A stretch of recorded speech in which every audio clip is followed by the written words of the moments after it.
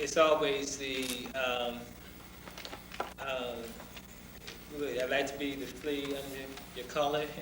It's always the small piece that makes the big noise. But if you don't have the small piece, you don't see it. The other point about student activism, we also have to remember that the function of higher education is a conservative force.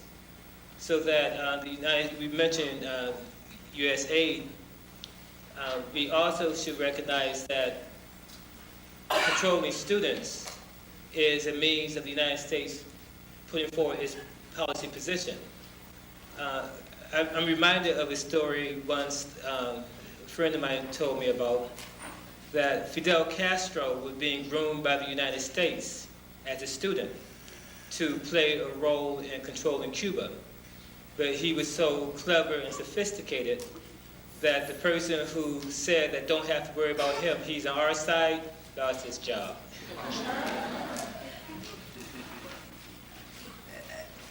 I want also to be more concrete.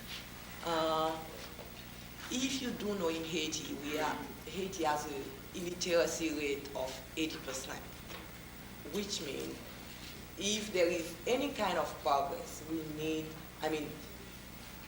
the country has to go to that process of literacy program. And I think in that sense, you as students can be very helpful in collecting materials. Those are things that you, even if they are minimum, that they are very important. And I'm sure that you can get information from the Haitian Embassy, from the Haitian Consulate. The Haitian Student Club should be able to bring that type of information and when that campaign of literacy began. And I think it will be crucial to collect material, like pencil. Those are things that make a difference. I'm just going to say, add just my own 2 words on this, is historically, in the past 20 years, not just in South Africa, Nicaragua, and other countries, that students have found ways to go to other countries to try to help, but also what's very important is to try to learn from the struggles and how to take the struggles of the people of Nicaragua, the struggles of people of South Africa, and how we can learn also in terms of the meaning of democracy and the meaning of justice and the meaning of equality.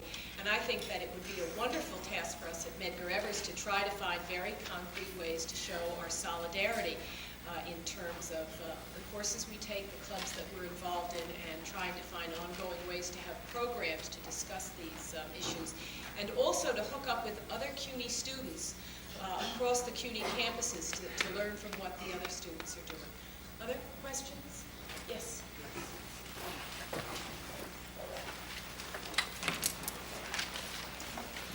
We have time for one more question, and then we're going to close up. So. We learned that the Haitian military was trained by the U.S., and that Cedras, of course, is one of those who were trained. And he and his colleagues were against any kind of change in Haiti. And now there will be, I heard, of course, a new force of police who will be replacing some of those military, corrupted ones, that is, of course. I'm asking now, who will be training them? And if we're not setting ourselves for another kind of coup in the next 5 years? Part of the agreement of the Accords of Governors Island was that, in fact, the Constitution, that's where it came from. The Constitution of 1987 clearly states that the army should be separate from the police force. Now, the Accords of 1993 at Governors Island between the Haitian government and the United Nations set the agenda for the training of that police force, which is supposed to be under the supervision of the United Nations. Now, we do also know that the responsible of that United Nations force is Kelley, who was the deputy, the police commissioner of Dinky. He's the one in charge now. in Haiti. So you see, when you don't participate, other people are participating. And so he's the one in charge. And the question that you raise is a real one. Part of the plan is to reduce the army. The army will be reduced to 1,500 persons, but the police will have 6,000 people.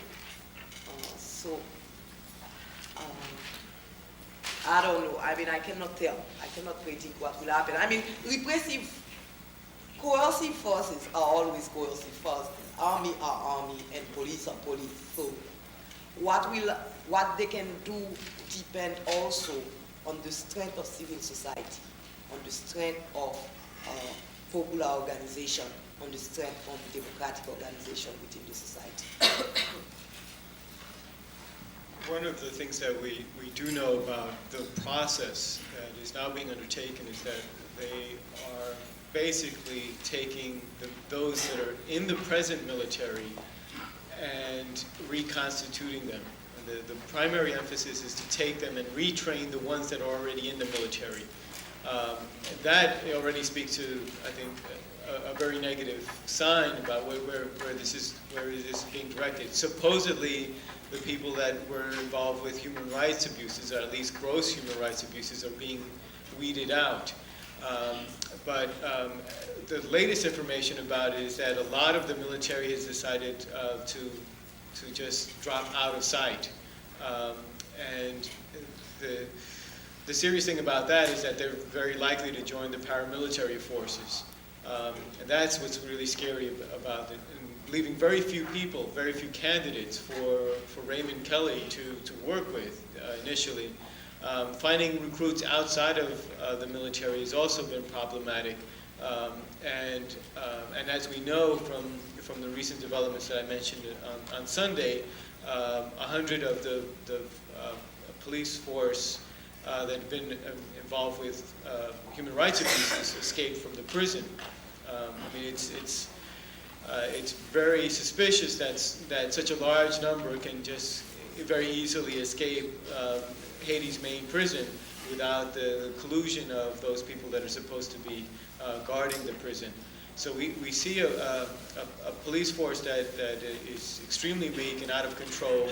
I think, in my estimation, Raymond Kelley's biting off more than he can chew. And the strategy, I think, is one that has been used in the past in other places. And my experience in Panama, for example, is that the same military that was under Noriega, General Noriega, was deputized at the point of the invasion and reconstituted as the new military force, the new police force. Basically, the same military that was involved in drug dealing and all sorts of corruption was deputized and reconstituted as the new police force. If you look at Panama today, there's more drug dealing in Panama post-invasion than there was prior to the invasion. And one of the key sectors playing a role in that, the upsurge in drug dealing in Panama, is the military. And so I think if that experience is any example, I think we could be repeating mistakes here in Haiti. We need to be conscious of this, and we need to speak out about it. We need to inform our legislators that this is not the way to go, that, again, the military and the police force in Haiti has basically been used as a means of repression in Haiti. We're not talking about a country that needs to defend itself against other external forces. We're talking about a military that, in essence, has been used as a means of population control, as a tool for the economic elite to be able to retain its control in Haiti. So we need to be vigilant about that and speak out and clearly communicate this to policymakers and to others so that we can organize around building a real just society in Haiti and ensuring that mistakes aren't repeated. I'd like to thank all our speakers, Jose Moran and Professor Kelley. I'd like to thank all of you for And I'd like to thank Professor Bernstein for organizing this.